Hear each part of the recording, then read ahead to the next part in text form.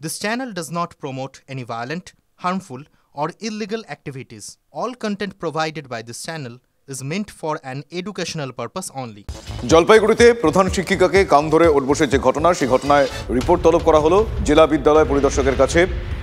2 সপ্তাহের মধ্যে রিপোর্ট তলব করেছে কলকাতা হাইকোর্টের জলপাইগুড়ি সার্কিট বেঞ্চের বিচারপতি কৌশিক চন্দ্রের। 10 নভেম্বর জলপাইগুড়িতে সুনীতিবালা সদর বালিকা বিদ্যালয়ের একটি সিসিটিভি ফুটেজকে কেন্দ্র করে বিতর্কের সৃষ্টি হয়। এই মুহূর্তে ঠিক কী বলা হয়েছে আদালতের তরফ থেকে আমি জানতে চাই আমার সহকর্মী নীলেশ্বরের কাছ থেকে। নীলেশ্বর,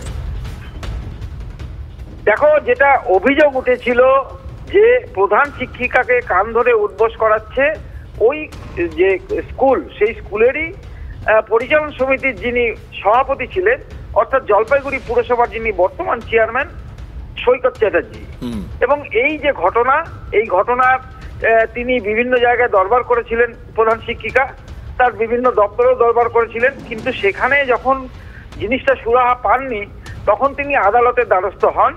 এবং আজকে যখন মামলাটা আদালতে ওঠে, বিচারপতি কিন্তু এই ঘটনায় রিপোর্ট তলব করলো এবং জলপাইগুড়ি যে ডিআই আছে তাকে 2 সপ্তাহের মধ্যে রিপোর্ট দাখিল করার জন্য নির্দেশ দিয়েছেন তিনি। শুভজিৎ, বেশ ধন্যবাদ নীলেশ্বর।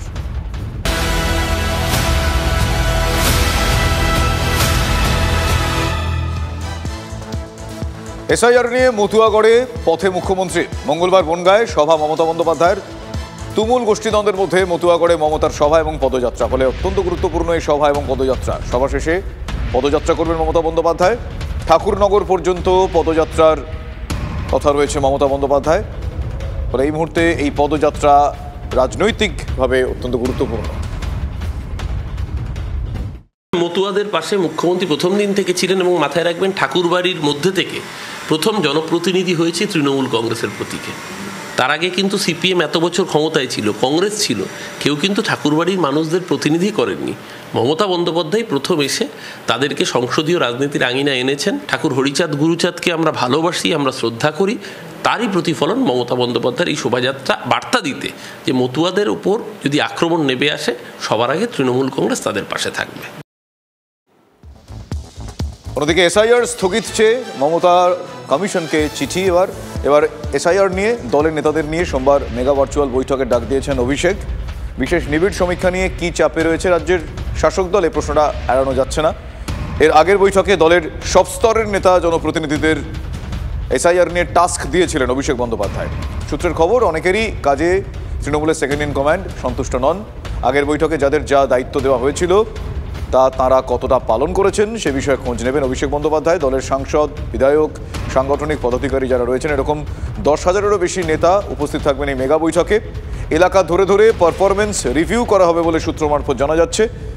মতুয়াগড় এবং উত্তর 24 পরগনায় বিশেষ নজর তৃণমূলের সেকেন্ড ইন কমান্ডের। এসআইআর কোনো মাথা ব্যথা নয়। এসআইআরের মাধ্যমে ভোট চুরির যে অপকৌশল বিজেপির, সেটা নিশ্চিতভাবে একটা উদ্বেগের কারণ তো বটেই, কারণ এ রাজ্যের বুকে ওরা জানে ভোট চুরি করতে না পারলে জিততে পারবে না। অভিষেক বন্দ্যোপাধ্যায়ের মিটিং মমতা বন্দ্যোপাধ্যায়ের সেই বার্তাটাকেই ছড়িয়ে দিতে যে কোনো রকমভাবে যেন ভোট চুরির দিকে বিজেপি কার্যকর হতে না পারে। সবাই মিলে তিনি যেভাবে নির্দেশ দেবেন সেইভাবে তৃণমূলের সব কর্মীরা ঝাঁপিয়ে পড়বে 80,631টা বুথেই।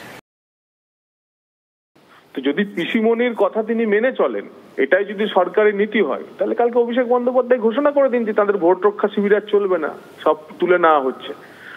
আপনাদের মাধ্যমে জেনেছিলাম 6,000 নাকি এমন শিবির করে তারা ভোটারদের সহযোগিতা করছেন, ফর্ম ফিল আপ করতে সাহায্য করছেন। দিদির দূত নামক একটা অ্যাপের মাধ্যমে যে কোনো ভোটারের তারা এনুমারেশন ফর্মের ছবি তুলে নিচ্ছেন। ফলে ভোটারদের যে রাইট টু প্রাইভেসি, তাতেও লঙ্ঘন করছেন তৃণমূলের এই বাহিনী।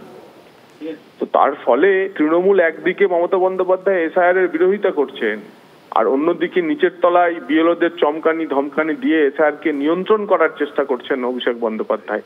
তৃণমূলের এই দ্বৈত নীতির আসল কোনটা তা বাংলার মানুষ জানে, কারণ বাংলার মানুষ তৃণমূল কংগ্রেসের এক্সপায়ারি ডেট লিখে দিয়েছে। নদী পেরিয়ে এসআইআর এর কাজে বিএলও আর তাঁকে উৎসাহ দিতে বিডিওর এক অভিনব উদ্যোগ। খোদ ট্র্যাক্টরে চেপে তিস্তার মাঝ চড়ে গেলেন জলপাইগুড়ির সদর ব্লকের বিডিও মিহির কর্মকার। বোয়ালমারি নন্দনপুর গ্রাম পঞ্চায়েতে রয়েছে এই চরটি। চারদিক দিয়ে তিস্তা নদী এই চরটিকে ঘিরে থাকায় বিএলওকে নদী সাঁতরে যেতে হচ্ছে বুথে। যাবতীয় প্রতিকূলতাকে উপেক্ষা করে নিয়মিত এসআইআর এর কাজ চালিয়ে যাচ্ছেন তিনি। বিএলওর কাজে সহায়তা, এবার সঙ্গে BDO, form fill up, form সংগ্রহ ইত্যাদি কাজে তিনিও হাত লাগালেন। অভিনব এই উদ্যোগ, সেই ছবিও আপনাদের দেখাচ্ছি। নদী পেরিয়ে এসআইআর এর কাজে বিএলও, তাকে এবার উৎসাহ দিতে বিডিওর অভিনব উদ্যোগ, সেই ছবি দেখছেন আপনারা। খোদ ট্রাক্টরে চেপে তিস্তার মাঝ চড়ে জলপাইগুড়ি সদর ব্লকের বিডিও মিহির কর্মকার। বোয়ালমারি নন্দনপুর গ্রাম পঞ্চায়েতে এই চরটি রয়েছে, যে ছবিটা আপনারা দেখছেন। চারদিক দিয়ে তিস্তা নদী এই চরটিকে ঘিরে থাকায় বিএলওকে নদীর সাঁতরে যেতে হচ্ছে বুথে। যাবতীয় প্রতিকূলতাকে উপেক্ষা করে নিয়মিত এসআইআর এর কাজ চালিয়ে যাচ্ছেন তিনি। বিএলওর কাজে সহায়তার জন্য এবার সঙ্গে বিডিও।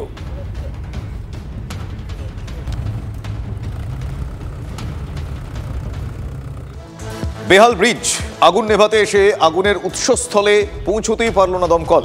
বৃহস্পতিবার রাতে খানাকুলের মুচিঘাট এলাকায় আগুন লেগে যায়। আগুনের জেরে একাধিক সিলিন্ডার ফেটে যায়, কিন্তু আগুন নেভাতে দমকলের গাড়িকে পার করতে হবে স্থানীয় একটা ব্রিজ। সেই ব্রিজের বেহাল অবস্থা, তাই আগুন নেভাতে এসেও দমকলের গাড়ি দাঁড়িয়ে থাকলো ব্রিজের ওপারে। ঘটনায় রাজ্য সরকারের দিকে আঙুল এলাকার বিজেপি বিধায়ক সুশান্ত ঘোষের।